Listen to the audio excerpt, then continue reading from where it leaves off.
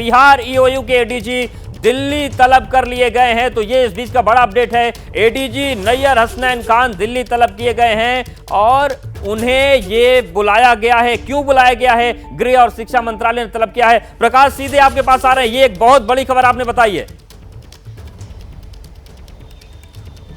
जी बिल्कुल, ये अहम इसलिए है क्योंकि जो यूजीसी नेट के एग्ज़ाम जो कैंसिल किए गए हैं, अब आगे इसकी डेट जारी होगी। लेकिन इसमें यह भी देखा गया था कि प्रश्न पत्र लीक जो बिहार में हुए थे नीट के, उस पर क्या क्या कार्रवाई हो रही है, उसमें कितने साक्ष्य मिले हैं, किस आधार पर कार्रवाई हो रही है, क्योंकि ये बड़ा सवाल बिहार में बना हुआ है कि कैसे बिहार में प्रश्न पत्र लीक हुए, किन बच्चों के पास पहुंचा था, कौन माफिया थे इसमें साथ में शामिल थे, कैसे पैसों की डील हुई थी। तो ये सारे एविडेंसेस के साथ ये तमाम जितने भी इनके पास जांच में अब तक की आई रिपोर्ट है वो नैयर हसनैन खान लेकर के दिल्ली तलब किए गए हैं, दिल्ली पहुंच गए हैं इनफैक्ट। और दिल्ली में अब इनकी मुलाकात हो सकती है, एचआरडी में जो शिक्षा मंत्री हैं उनसे मुलाकात हो सकती है, उनके अधिकारियों से मुलाकात हो सकती है।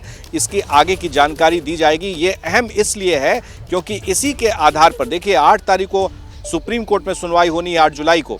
लेकिन उसके पहले अगर ये सारे मामले साफ हो जाते हैं तो नीट के बारे में सरकार कोई भी निर्णय ले सकती है, जैसा कि यूजीसी नेट के बारे में निर्णय लिया गया है। उसके आधार बताए गए हैं कि उनके पास कुछ इन्फॉर्मेशन थे जिस आधार पर, तो हो सकता है कि ये आधार बन जाए।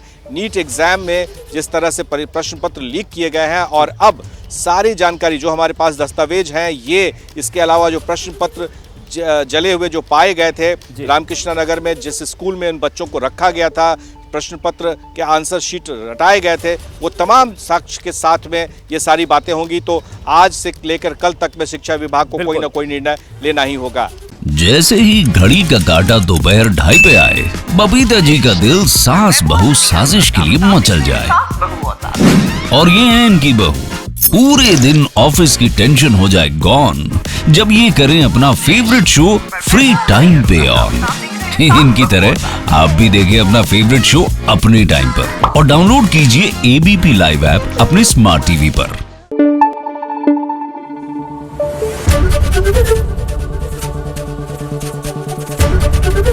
एबीपी न्यूज आपको रखे आगे।